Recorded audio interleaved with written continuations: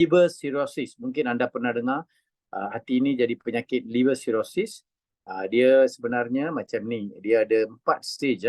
Bila liver ni sudah bengkak, kita punya hati ni bengkak, dan juga bila ada lemak yang berlebihan sekeliling hati ni, organ ni, dia akan jadi liver cirrhosis. So kalau anda nampak di sini, kalau tengok di sini, teliti dengan di sini, dia ada 4 stages. The second stage dipanggil NASH, lepas tu fibrosis dan juga cirrhosis. Bila cirrhosis ni, liver cirrhosis ni, stage 4 ni boleh link kepada jadi cancer. Ramai orang jadi dapat cancer, liver cancer dan juga cirrhosis. So punca utamanya hati kita jadi hati liver cirrhosis ni jadi hati yang berlemak, bengkak hati kita.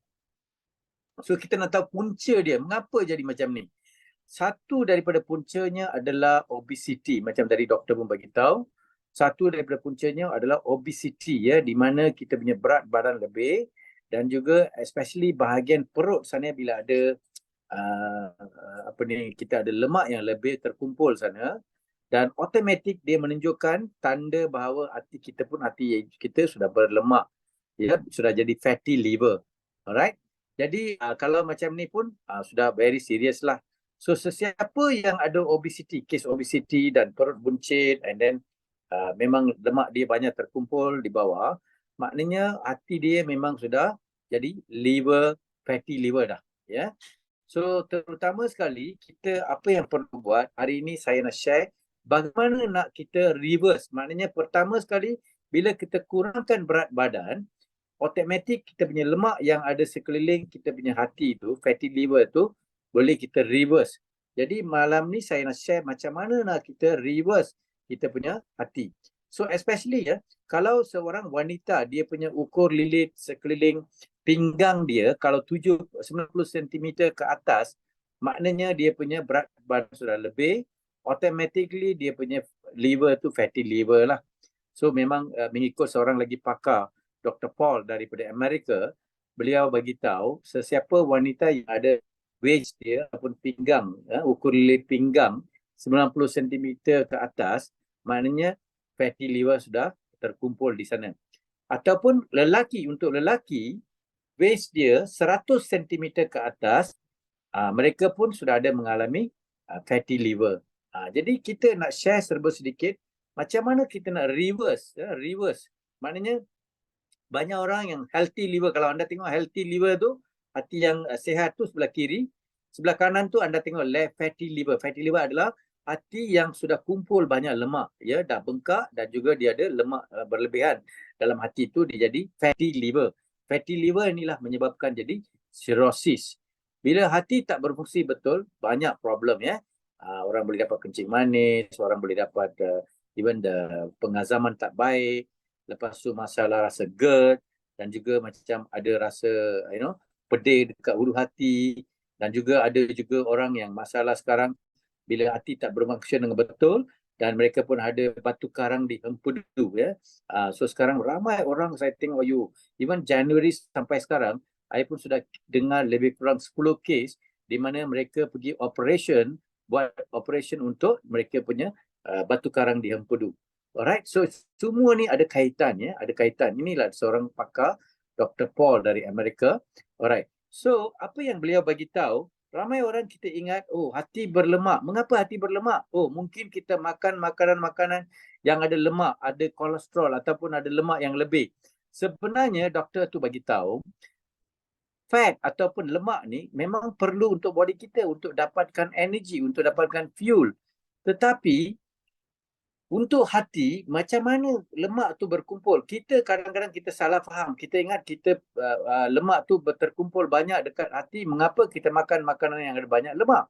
Sebenarnya apa yang beliau bagi tahu, sebenarnya tidak. Sebenarnya mengapa tahu? Dia sebenarnya untuk body kita, kita perlukan makronutrien. Makronutrien ni adalah makanan yang lebih kan. Jadi sebenarnya secara portion yang besar. Actually, body kita perlukan karbohidrat, kita perlu lemak, dan juga kita perlu protein.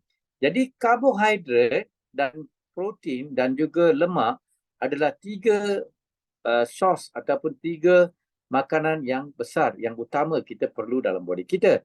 Tetapi apa yang di sini kita nampak, contohnya di sini telur kan. Telur ni adalah protein ya. Jadi banyak orang takut makan telur. Ayo makan telur nanti I punya lemak sudah lebih, kolesterol sudah lebih, mungkin I punya hati boleh rosak dan sebagainya.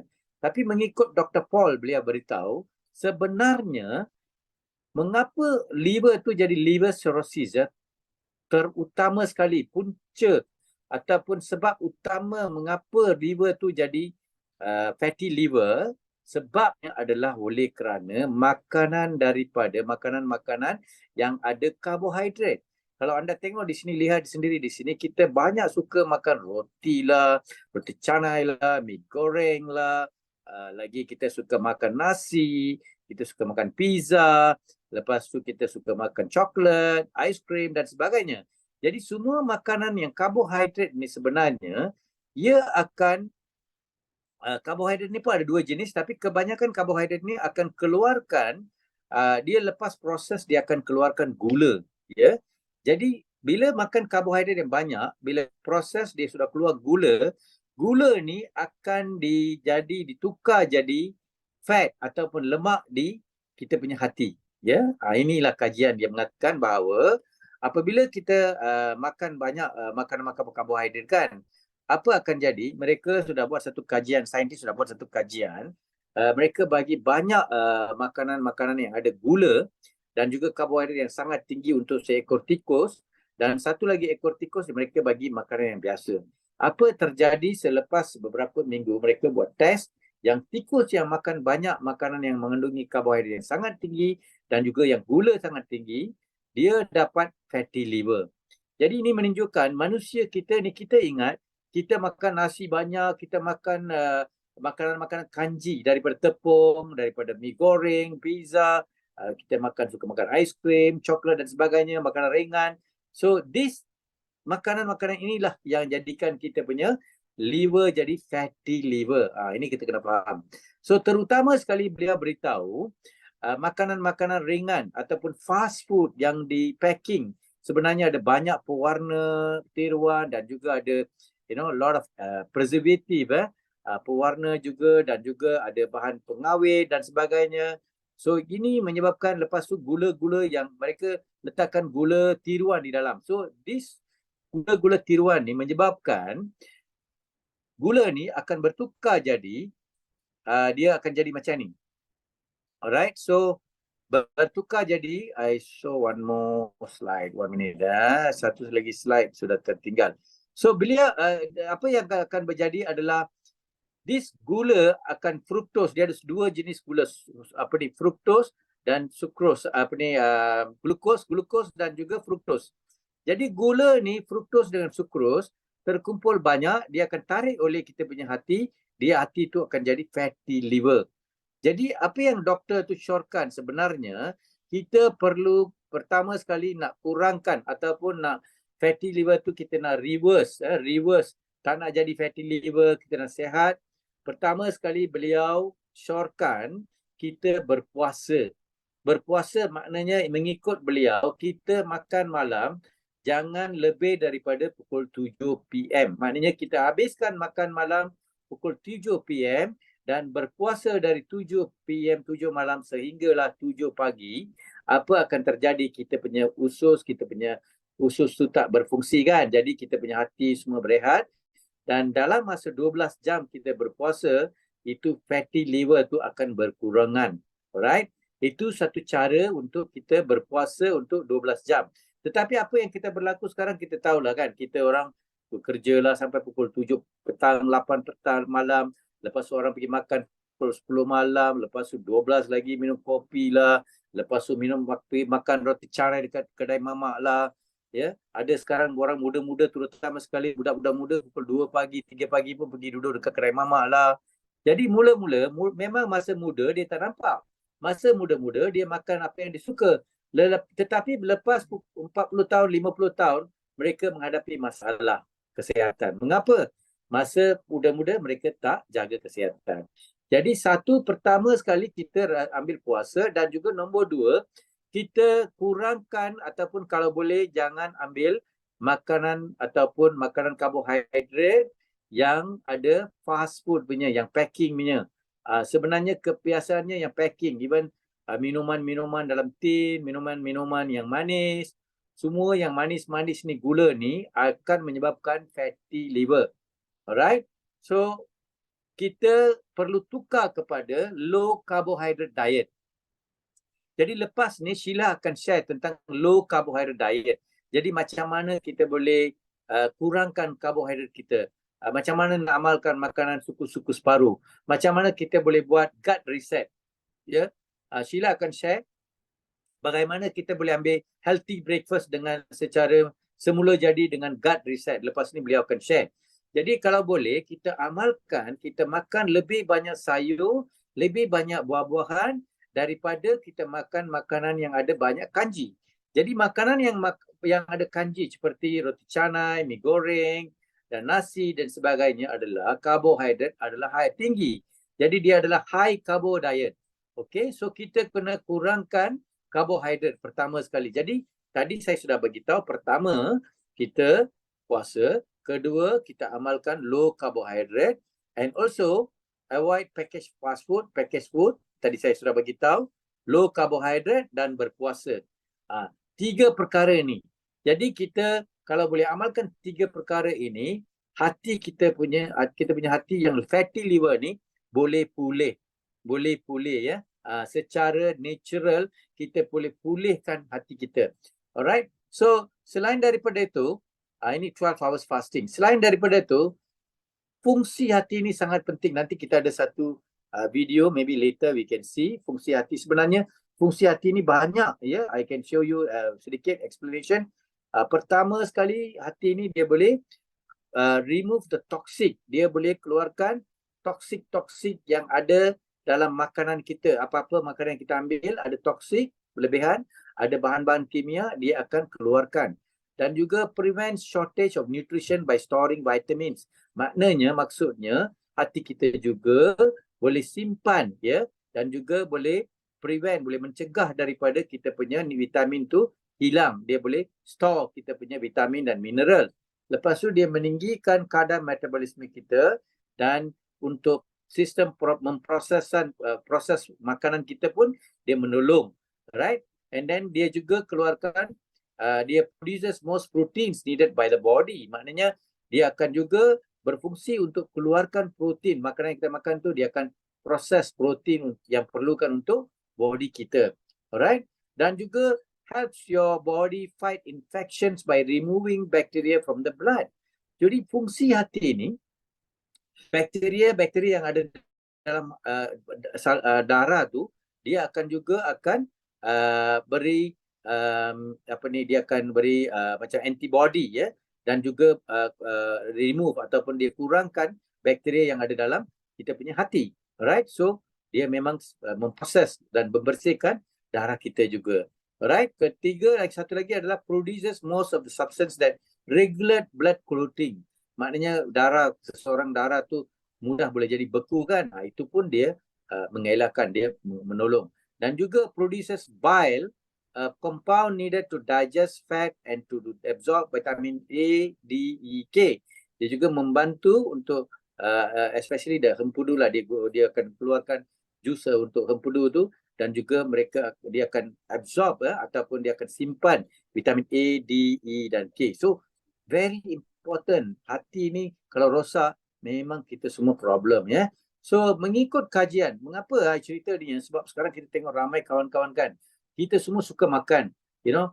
Even I tengok hari tu, I punya kawan pergi makan satu restoran, satu family ya, bawa 10 orang makan belanja RM1,500. Baru-baru ini saya dengan seorang kawan saya, doktor, pergi makan satu restoran Thai, 2 orang makan RM200. So sekarang orang suka makan, dan banyak orang buka restoran-restoran yang ada makanan-makanan yang sedap-sedap kan. So semua orang makan, tapi kita tak jaga kita punya makanan. Kita ambil karbohidrat yang lebih.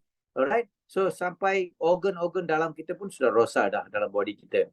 So mengikut kajian di sini, kalau anda baca di sini, ini adalah satu foundation, liver foundation di Amerika. Mereka kata more than 100 million people in US have some form of liver disease. Mengikut kajian ni, 100 lebih daripada 100 juta rakyat di US menghadapi sakit hati ni. Liver. So, dan juga kalau anda baca di bawah left untreated, liver disease can lead to liver failure and liver cancer. Kalau kita tak jaga, bukan jadi fatty liver, dia seterusnya jadi cancer pula. Jadi ramai orang meninggal dunia. Tahun 2020, 51,642 orang pemuda meninggal dunia di Amerika disebabkan oleh liver disease. Kerana penyakit hati ni. Dan juga kalau ikut kajian di sini, tahun 2019, chronic liver disease was 8th leading cause of death of non-Hispanic African American. Ya, sebenarnya orang yang ada umur 45 hingga 64 tahun, punca utama orang mati adalah 8 teratas dia punya tahap tu. Alright? Dan saya juga pergi Google, according to the Global Cancer Observatory, liver disease in the 6th most frequent cancer in Malaysia. Mengikut kajian di Malaysia juga, penyakit kanser yang paling banyak orang mati adalah paling banyak, maknanya yang paling banyak yang tempat yang ke-6 adalah penyakit di mana kanser, oleh kerana ada liver cancer. Alright? Ini dia punya punca dia. Alright? So, kita sekarang kena jaga-jaga. Apa yang kita perlu buat? Pertama, macam tadi saya bagi tahu, kita berpuasa. Okey, 7 malam sampai 7 pagi. Kedua, kurangkan makanan karbohidrat yang ada high carbohydrate dan juga kita ambil low carbohydrate food. Dan juga kita kalau boleh elakkan semua makanan fast food. Selalu pergi makan KFC lah, McDonald lah, kita suka minuman-minuman manis yang mereka jual di sana. This tea, that tea, all kind of sugar food, drink food. Lepas tu kita ada juga itu minuman-minuman, all kind of food lah, Okay. So, kita tengok secara apa kelebihan milk thistle. Satu lagi perkara, selain kita amalkan makanan yang sihat, senaman dan sebagainya, dan satu lagi kita perlu kurangkan berat badan. Jadi cara-cara nak kurangkan berat badan, Sheila akan share selepas ni. Sebagai wellness coach, dia ada banyak pengalaman, dibantu ramai kawan di sana. Selain daripada tu, kita boleh amalkan Nutrilite Milk Thistle Dandelion. Ini adalah satu herba, ia merupakan satu ton untuk hati, ya. Dan harganya pun tak berapa mahal, murah saja. RM124.50.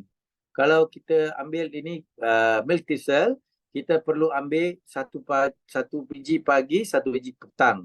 Selepas makan. Satu hari kena ambil 2 biji milk thistle. Dan dia ada, kalau tak silap, ada 60 biji. Just nice untuk 1 bulan. Ya, kalau boleh amalkan 1 atau 2 bulan, kita boleh keluarkan semua toksik yang ada dalam hati dan juga boleh jaga hati kita, ya. Alright. So, Sheila pun ada buat satu wellness coach video tentang Nutrilite Milk Thistle ni. Bagaimana ia boleh bantu untuk kesihatan hati.